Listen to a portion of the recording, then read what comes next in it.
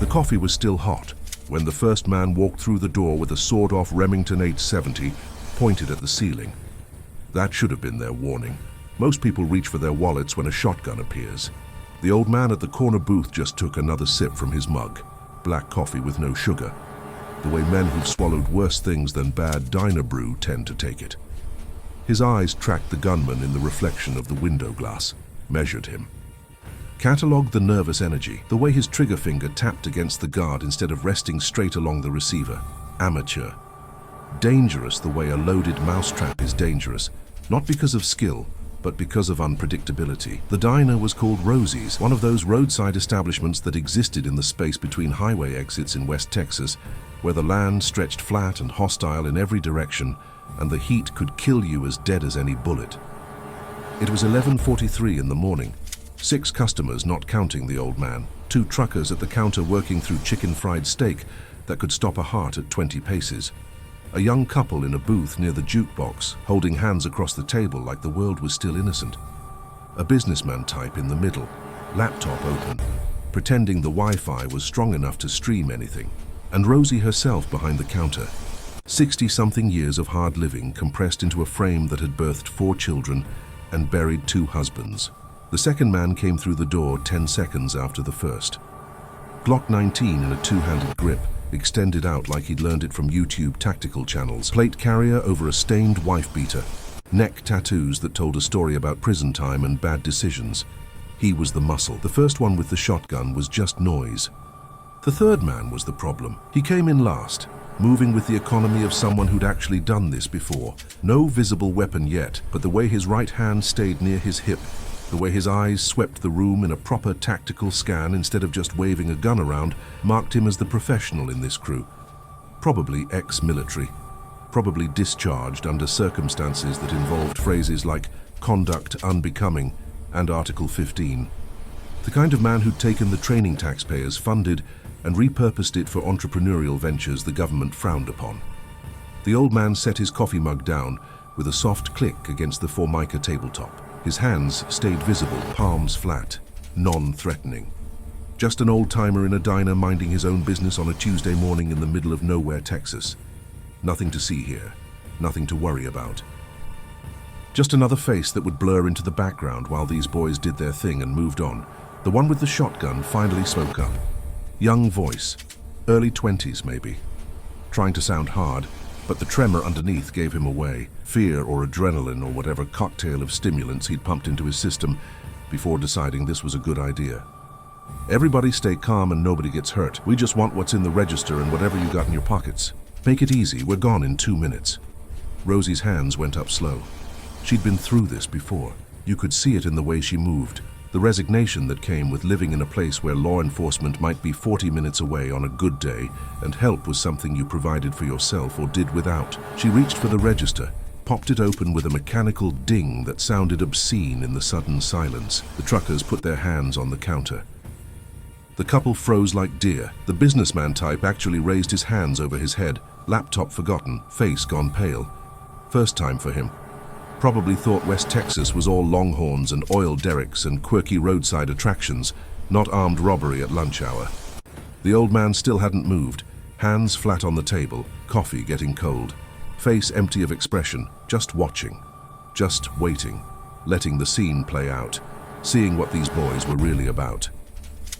Whether this was a grab and run or something uglier, the professional finally drew his weapon, Sig Sauer P226, Navy model if the old man's eyes weren't failing him. 15 rounds of 9mm in the magazine, 1 in the chamber.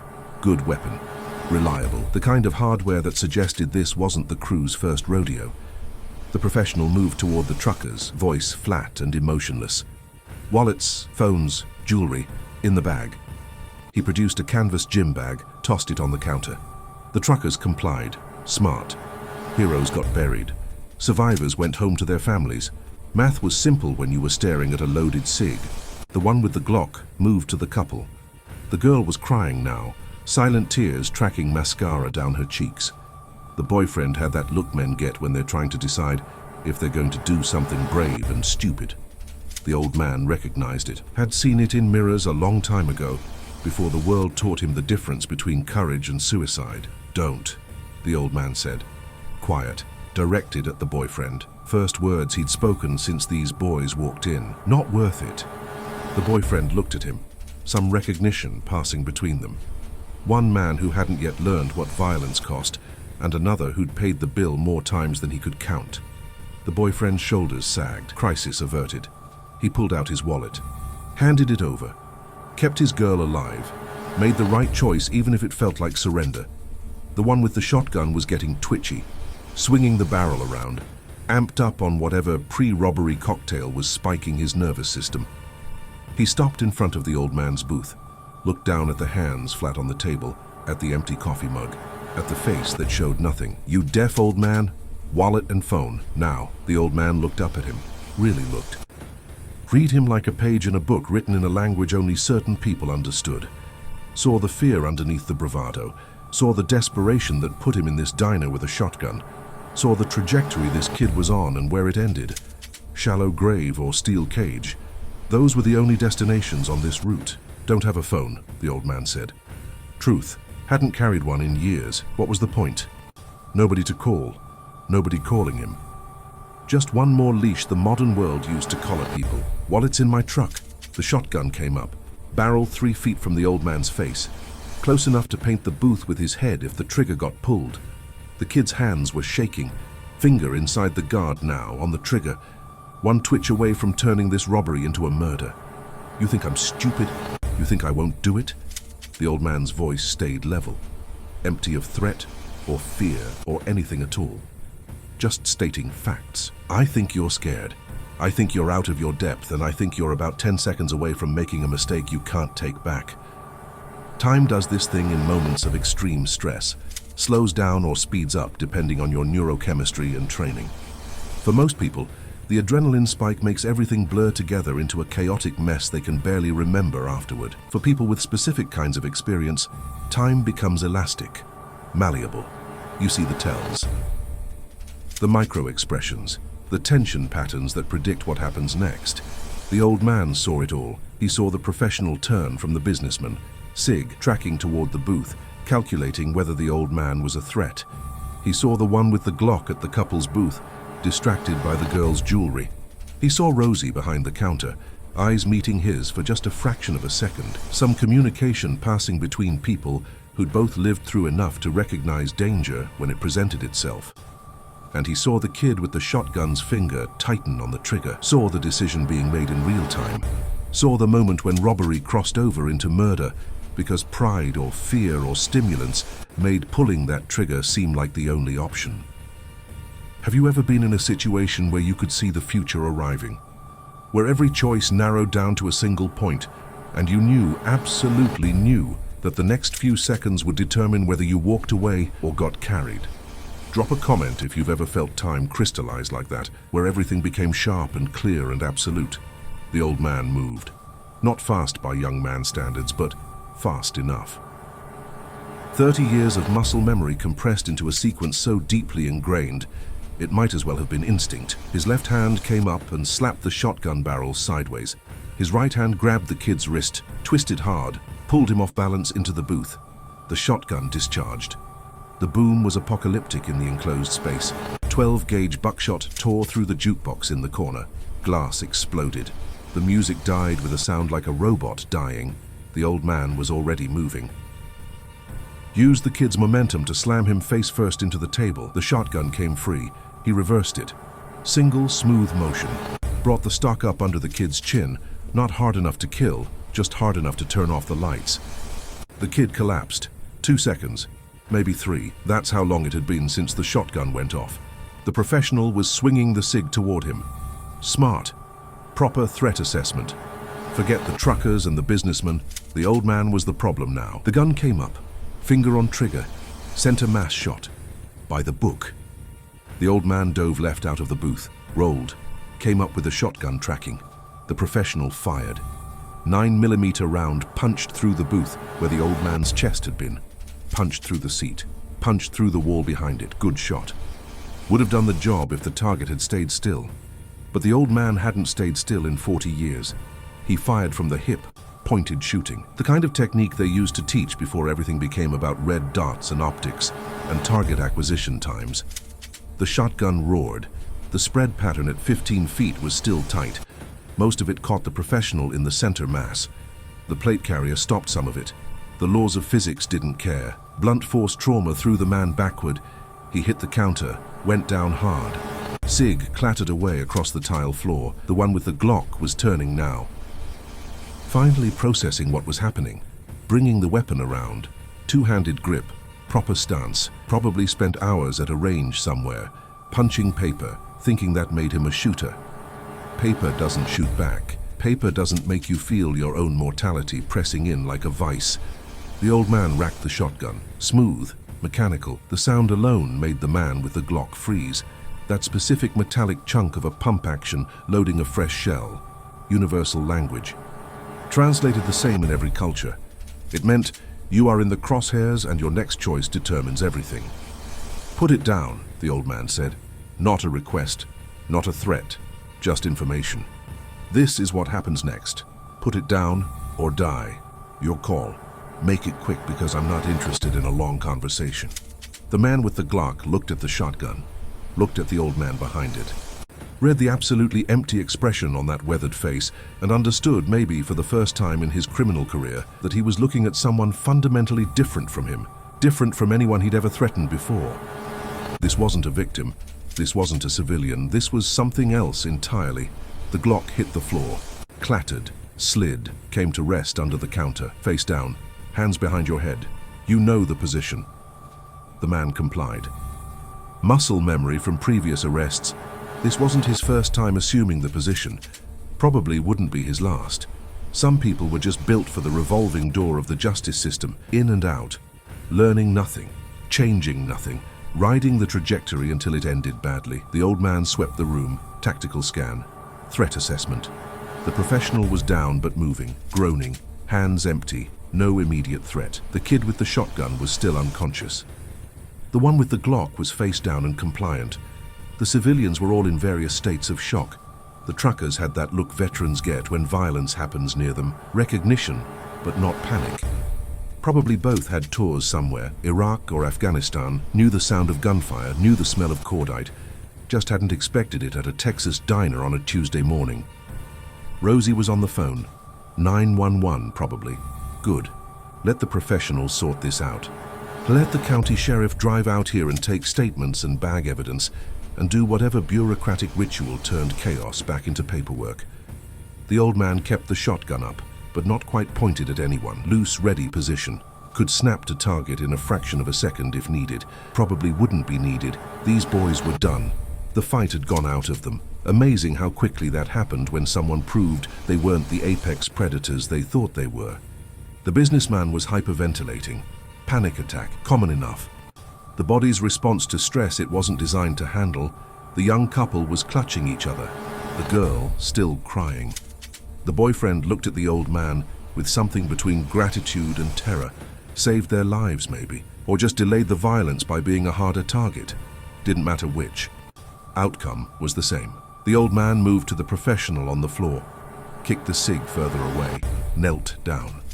Checked the man's pulse. Strong, steady. Plate carrier had done its job. Bruised ribs, maybe a cracked sternum.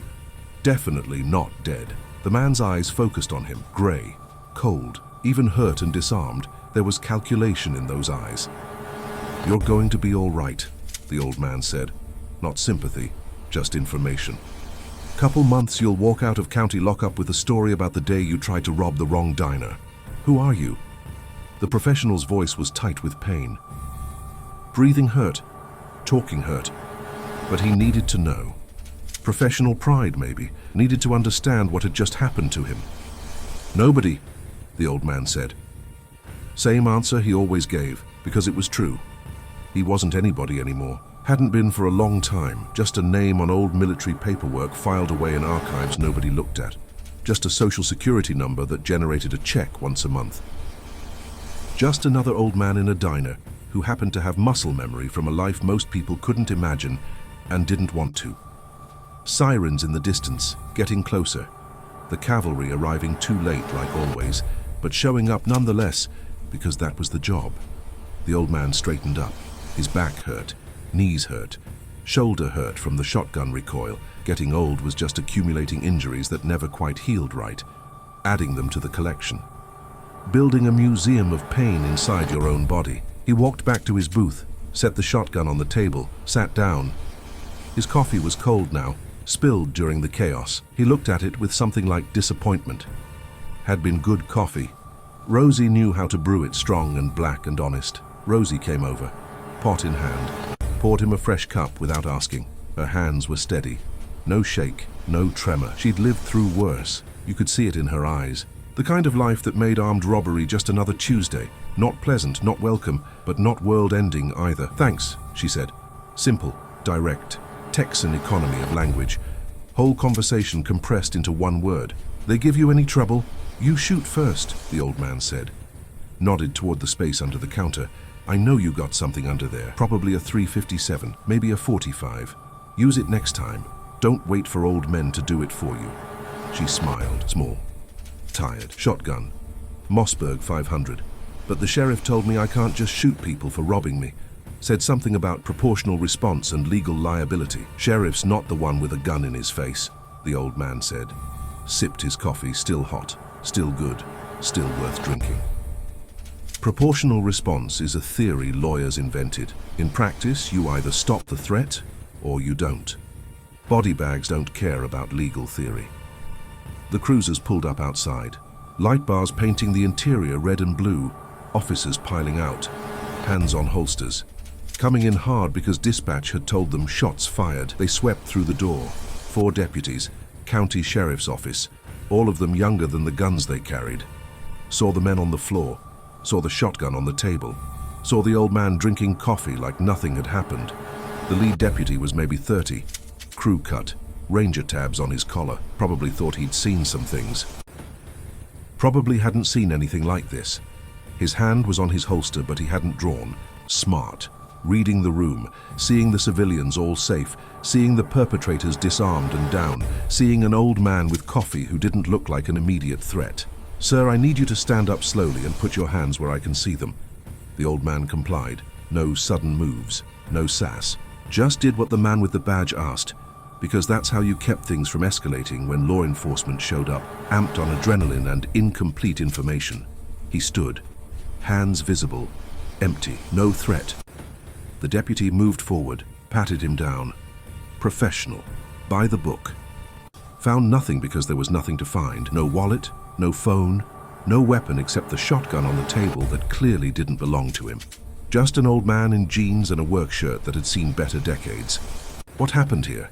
The old man nodded toward the 3 men on the floor. They came in armed, tried to rob the place. Things went sideways. You do this? The deputy gestured at the scene. The unconscious kid. The professional on the floor clutching his ribs. The one face down with his hands behind his head. Did what needed doing, the old man said. They drew first. I responded. Nobody died. Figured that was the best outcome available. The deputy looked at him. Really looked. Seeing past the gray hair and the weathered face, seeing something in the eyes or the posture or the way the man held himself. Recognition, maybe. Or just the instinct you develop when you work law enforcement long enough. Knowing when someone's telling the truth, knowing when someone's been through the fire and come out the other side. You former military? Long time ago, the old man said. Standard response. Ancient history. Nothing relevant to the current situation. What did you do? The deputy wasn't letting it go, needed to understand, needed to categorize what he was dealing with.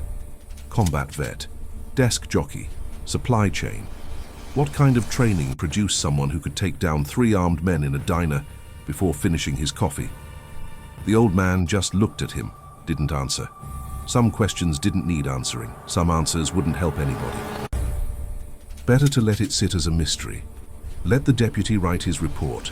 Let the story get told and retold until it became legend. Old man in a diner, 3 armed robbers, shotgun blast and a roll. Over in seconds. Nobody died. Justice served with a side of lukewarm coffee. They took statements, took photos, collected weapons as evidence, loaded the 3 perpetrators into cruisers. The professional needed a hospital. Cracked ribs, probably. Maybe some internal bleeding from the impact. He'd live. Spend some time in county medical, then county lockup, then trial, then prison. Another few years out of circulation, probably come out harder than he went in. That was the system. Didn't rehabilitate. Just warehoused problems until they became someone else's problems. The kid with the shotgun came to in the back of a cruiser, confused, concussed, didn't remember most of what happened. Probably better that way. Some memories you were better off without. The one with the Glock was cooperative. Already thinking about deals, probably had information about bigger fish. The kind of information that could shave years off a sentence. He'd roll on someone. Someone would roll on him. The whole network would shuffle and rearrange and keep operating, because that's what criminal enterprises did. Adapt, survive, continue. The sheriff himself showed up about an hour later. Older man, 60-something, belly that suggested too many years behind a desk and not enough in the field. But his eyes were sharp, cop eyes, the kind that had seen enough of humanity's worst to not be surprised by anything anymore. He found the old man still in the booth. Fresh coffee. Rosie had brought him eggs and bacon without being asked. Comfort food, the kind of meal you ate after adrenaline dump left you shaky and hollow. The old man was methodically working through it. Fuel for a body that was running on fumes and muscle memory. The sheriff sat down across from him. Didn't ask, just sat. Looked at the old man. Looked at the scene being processed by his deputies. Looked back at the old man. "You're going to be local famous for about a week," the sheriff said, "until something else happens and folks find a new story to tell. That all right with you?" "Rather not be famous at all," the old man said. "Rather just drink my coffee and be left alone." "Yeah, well, you disarmed 3 armed men in about 5 seconds. That's going to get talked about. Nothing I can do about that. Free country, free speech, people like their heroes." "Not a hero," the old man said, flat, definitive. "Just old and mean and lucky they were stupid." The sheriff smiled, small, knowing. "You know how many people I've seen freeze up when someone points a gun at them? How many just hand over their wallets and pray these assholes keep their word? You moved like you'd done it before, multiple times before." The old man didn't respond, ate his eggs, let the statement hang in the air. Neither confirmation nor denial, just silence. "I ran your plates while my boys were getting statements," the sheriff continued. "Trucks registered to a P.O. box in Sanderson. Address doesn't exist. Registration's clean, but the history's thin. Like someone started over about 15 years ago and didn't bring much baggage. Lot of folks start over in West Texas," the old man said. "Not much here, but space and quiet. That's why people come. To be somewhere nobody asks questions." "True enough," the sheriff agreed. "I respect that. Man wants to be left alone, I'm inclined to let him, but I got 3 men going to county medical and lockup. Got a scene that's going to need explanation for the DA. Got reporters probably already hearing about this on the scanner. So I need you to help me understand what happened here, so I can write a report that makes sense." The old man set his fork down, looked directly at the sheriff. Eye contact, steady, unflinching. "They came in armed. Announced a robbery, threatened civilians. One of them pointed a shotgun at my head. I disarmed him. The other 2 became threats. I neutralized them. Minimum force necessary to stop the threat. Nobody died. Property damage minimal. No civilians harmed. That's what happened." The sheriff nodded slowly, processing. "Minimum force. You put buckshot into a man wearing a plate carrier." "He was pointing a cig at me," the old man said. "That's a lethal threat." I responded with equivalent force. The vest stopped the pellets. "He's bruised, not dead. If I'd wanted him dead, I'd have aimed for the head. I didn't, because I'm not interested in killing people. I'm interested in stopping them from killing me or anyone else in this diner." Silence stretched out. The sheriff studied the old man, making calculations, political considerations, legal exposure, public perception. All the things that went into deciding whether to push harder or let sleeping dogs lie. "You did good work today," the sheriff finally said. "Saved lives, stopped bad guys. That's worth something. But if I were you, I'd consider finding a new diner. These boys got friends, got associates, got people who might take it personal that you embarrassed them. West Texas is big, but word travels." "Appreciate the warning," the old man said. "But I don't run from threats. Running just means you look over your shoulder forever. Better to stand your ground. Let them come if they're coming. Deal with it direct." The sheriff stood up. extended his hand. "Stay safe out here. And if you ever decide you want to tell me what you did before you became a nobody drinking coffee in Rosie's diner, I'm a good listener." The old man shook his hand. Firm grip. Brief. "Nothing to tell, Sheriff. Just a man trying to enjoy his retirement." The sheriff left. The deputies finished processing. The tow truck came for evidence collection. The news van showed up, but Rosie shooed them away with the same casual authority she used on drunk truckers and traveling salesmen who overstayed their welcome. The diner slowly returned to normal, or what passed for normal after 3 men tried to rob it and got taught a lesson in the process. The couple left, holding hands, traumatized but alive. They'd probably never forget this day. Probably tell the story for years, the time they almost got robbed, the time an old man moved like lightning and turned the tables, the time they learned the world was more dangerous and more strange than they'd imagined. The truckers finished their meals, left generous tips, nodded to the old man on their way out. Silent acknowledgement. One warrior to another. Respect for someone who'd done what needed doing without hesitation or regret. The businessman packed up his laptop. Hands still shaking, face still pale. He'd go home and reevaluate his life choices. Maybe stop traveling through West Texas. Maybe install a security system. Maybe buy a gun and learn how to use it. Or maybe just pour himself a stiff drink and try to forget the day he almost died in a diner over $50 in his wallet. Rosie came over with the coffee pot, refilled his cup 4th or 5th time, lost count. She set the pot down, looked at him with those eyes that had seen too much. "You gonna be all right?" she asked. "Always am," he said. Truth, he'd been through worse, much worse. This was just another Tuesday. Just another situation that required violence to resolve. Just another reminder that the skills he'd spent decades acquiring never really went away. Like riding a bicycle. Except the bicycle was lethal, and the road was paved with bad decisions. That man's right, you know, the sheriff. These boys got friends. They might come looking. "Let them look," the old man said. Sipped his coffee. "I'll be here, same booth, same coffee, same as always. They want to have a conversation. I'm available."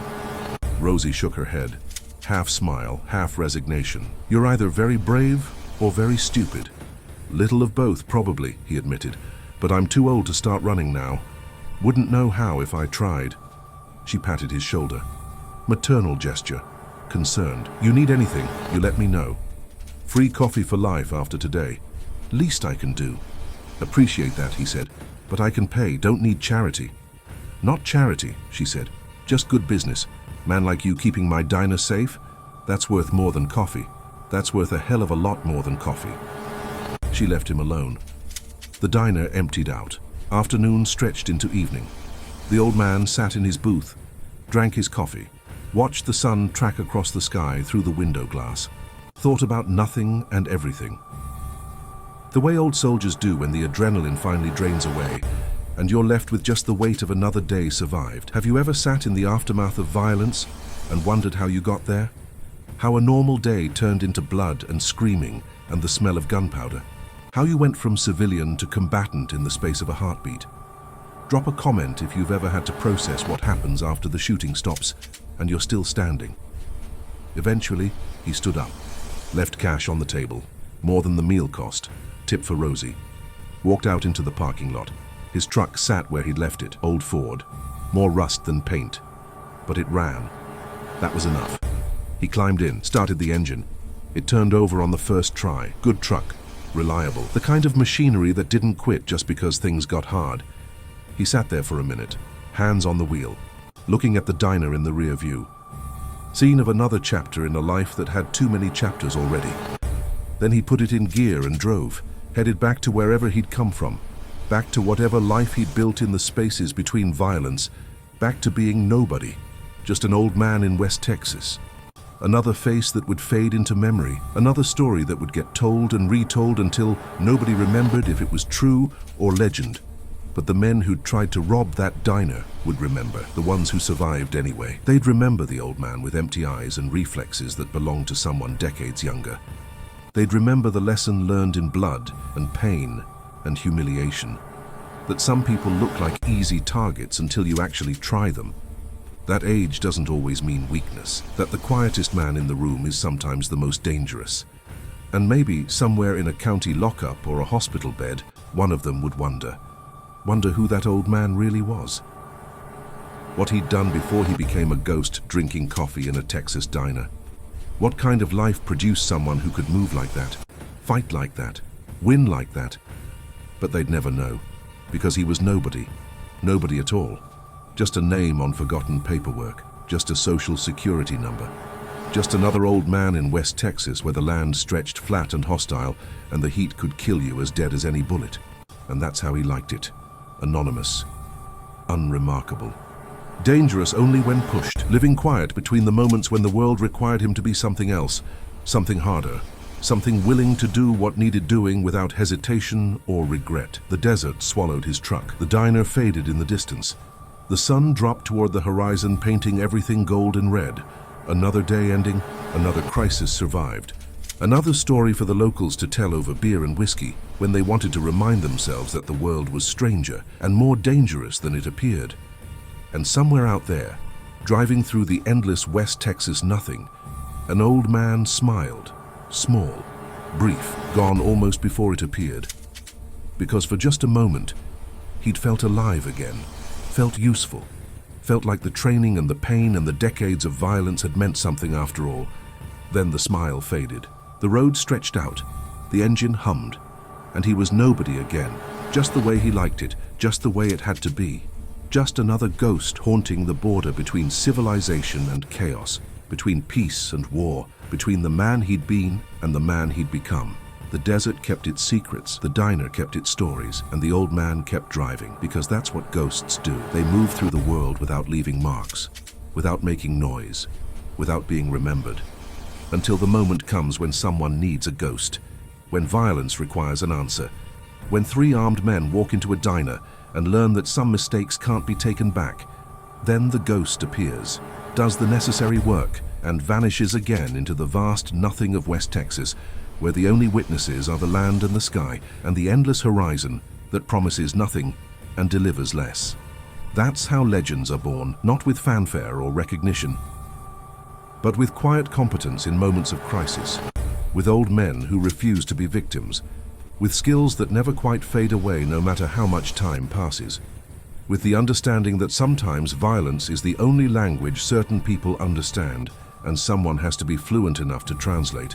The old man was fluent in violence, in survival, in the brutal algebra of who lives and who dies when seconds matter and mistakes are measured in body bags, and he'd speak that language again. Someday, somewhere, when another group of armed men made another miscalculation, when another innocent needed saving, when the world required a ghost to step out of the shadows and remind everyone that age is just a number and dangerous men never really retire. They just wait and drink coffee and live quiet until they can't anymore. Until the world demands they be what they've always been underneath the gray hair and the weathered face, and the hands that look like they belong to a grandfather instead of a weapon. Then they move, they fight, they win, and they disappear again, leaving only stories and questions and the absolute certainty that somewhere out there in the vast nothing of West Texas, there's an old man in a diner who you really, really don't want to underestimate. Because he's nobody. And nobody survives everything.